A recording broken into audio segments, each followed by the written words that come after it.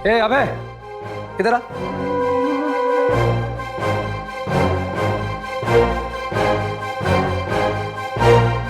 इधर जा रहा था। सही कहते हैं एकदम लोग, दुनिया सुधर सकती है लेकिन तेरे ऐसा लौंडियाबाज सुधर ही नहीं सकता। मैं जानता हूं तू उसी के पास ही जा रहा था। देख तुझे जो करना है ना तू कर, बस एक बात का ध्यान रख कि तेरी बहुत गलतियों को हमने माफ किया है। तू हमारे सब्र का ना इम्तिहान मत ले, सुधर जा, वरना तू जो ये शांति देख रहा है ना ये समझ ले कि ये तूफान से पहले की शांति है। सुधर जा वरना तेरे ये लैला मजनू का किस्सा ना बर्बाद करके रख दूंगा मैं। चल अब सब तेरा इंतजार कर रहे हैं, आजा।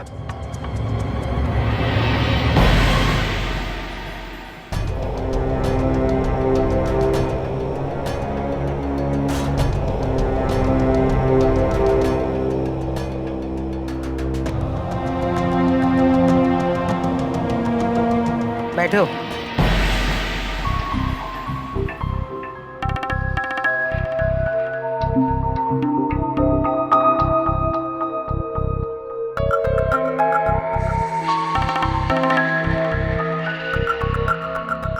देखो इसको कैसे देख रहा है हमें, कितना गुस्सा भरा है इसके मन में हमरे लिए और अपने पिता के लिए। तुम सबको पता है क्या कहता है ये? कहता है कि नफरत करता है अपने बाप से और हमसे भी।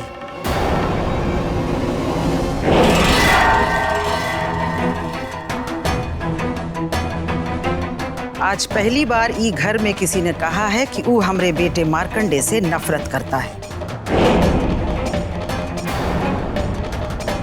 सिर्फ ई कारण से कि मार्कंडे ने परिवार के सम्मान के लिए न्याय करते वक्त रिश्तों की परवाह नहीं की।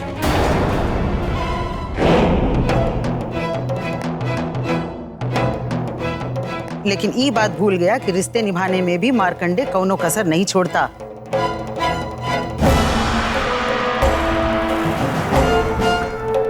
का कमी किया तुम लोगों के बाप ने तुम लोगों की परवरिश में? कौनो मुसीबत नहीं आने दी ई परिवार पे।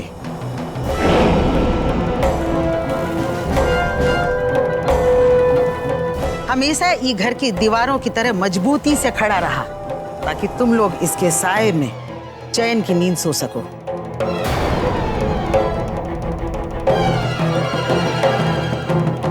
लेकिन आज इसका अपना छोटा बेटा ही कहता है कि इसका बाप इसकी नजरों से गिर गया।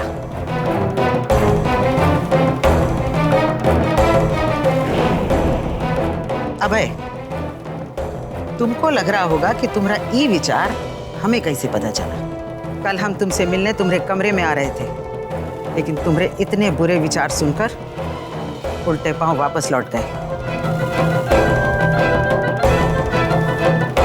बेटा, ये तुमसे इसलिए नाराज है कि इसको पता चल गया है कि तुमने अपनी बहन को मारा था।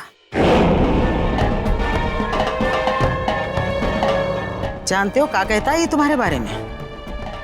ये कहता है कि तुम हत्यारे हो। ए लिए ये नफरत करता है अपने बाप से और हमसे भी। करने दीजिए माई,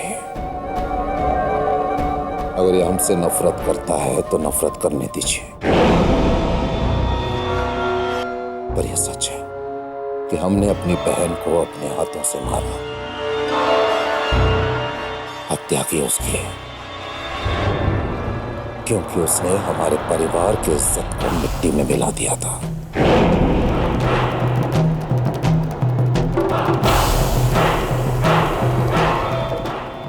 कि लोग हमें नपुंसक कहें, कमजोर समझे, इसलिए मौत याद से।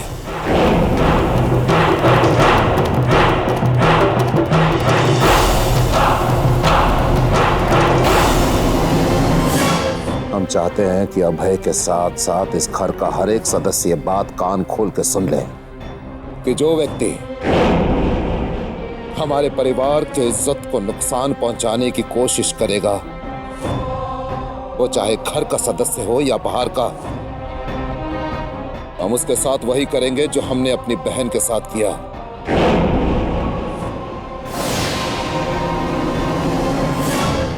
मार देंगे उसे।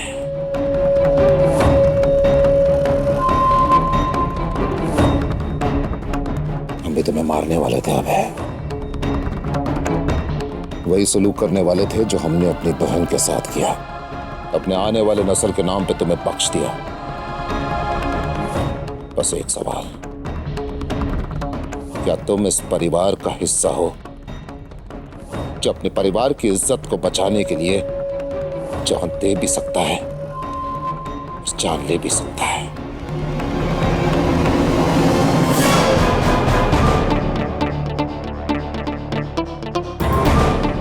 जवाब दो, हाँ या ना।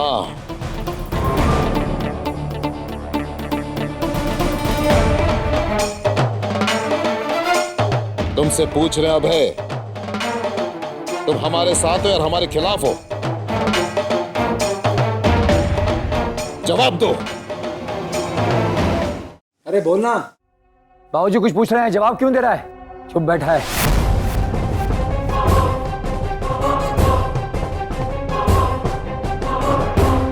बाबूजी इस वक्त अभय चुप है तो इसका मतलब साफ है कि आपके इस परिवार के हम सबके साथ हैं।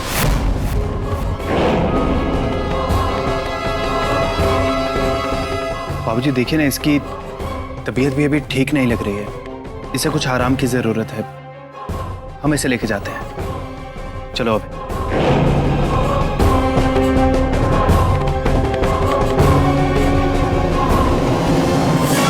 बेटा एक बार मेरी सुरभि से बात करा दो। पता नहीं वो किस हाल में होगी मेरी बच्ची, मुझे उसकी बहुत चिंता हो रही है। लेकिन माँ जी, वहाँ के हालात बहुत खराब होंगे, इस वक्त सुरभि से बात करना मुश्किल होगा। मैं जानती हूँ बेटा, लेकिन माँ बनने वाली है और ऐसे समय में मुझसे ज्यादा और कौन चिंता कर सकता है?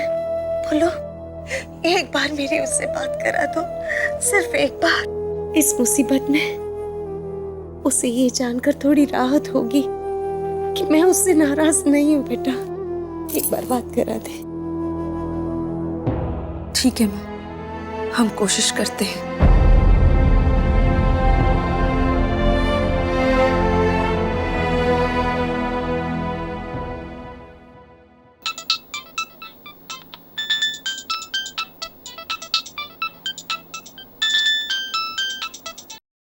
हेलो अभय,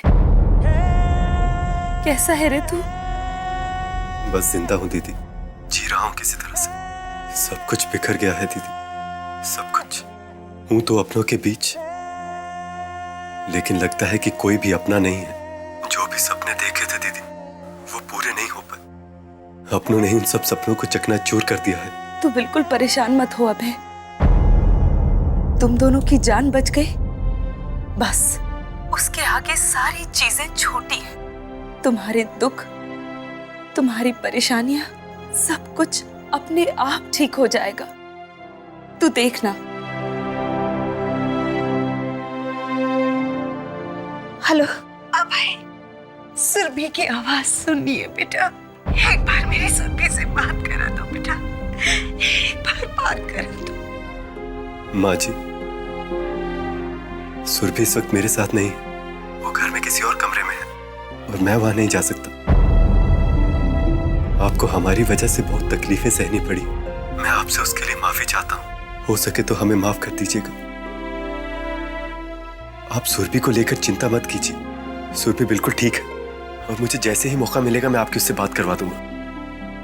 आप प्लीज घबराइए मत। बेटा तुम दोनों ने इतना बड़ा कदम उठाया, किसी भी हाल में तुम साथ रहना, उसे अलग मत होना बेटा। हमारा आशीर्वाद सदा तुम दोनों के साथ है बेटा। माँ जी, मैं कभी भी सुरभि का साथ नहीं छोड़ूंगा। माँ जी, एक मिनट रत्ना दीदी को फोन दीजिए जरा। दीदी हूँ बेटा। हाँ अभय। दीदी, मैं कल रात से अमरीक से बात करने की कोशिश कर रहा हूँ, अमरीक का फोन ही नहीं लग रहा। आप जानती हैं अमरीक कहाँ है? हमें नहीं पता अमरीक कहाँ है।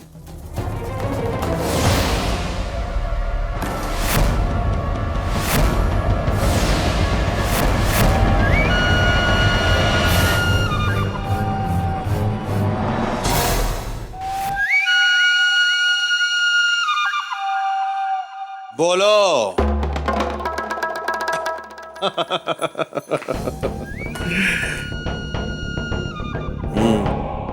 बहुत जल्दी याद आ गई तुम्हें अपने दोस्त की। जीजा जी, अमेरिका है।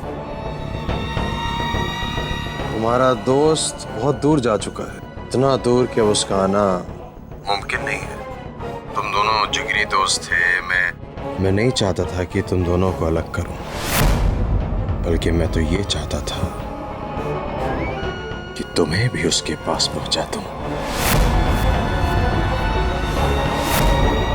लेकिन तेरी किस्मत बहुत सॉलिड है बेटा, बहुत सॉलिड। बच गया तू। क्या मतलब है इसका?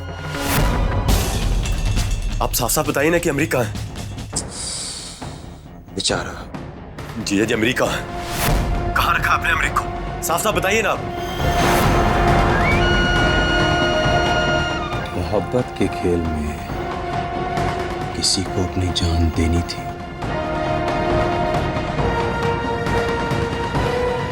मार दिया उसको।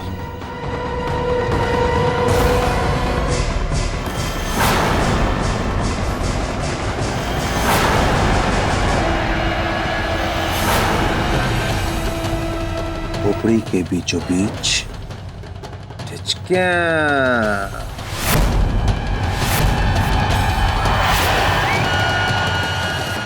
खेल खत्म।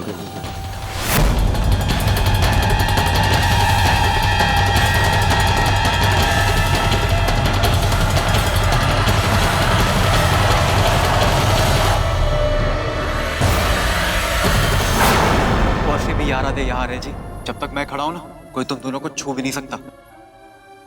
लेकिन तुम मेरे हनुमान जी से कम नहीं है। क्या बात कर रहे? ऐसा लग रहा है जैसे मेरी बॉडी का कोई हिस्सा अलग अलग हो रहा है।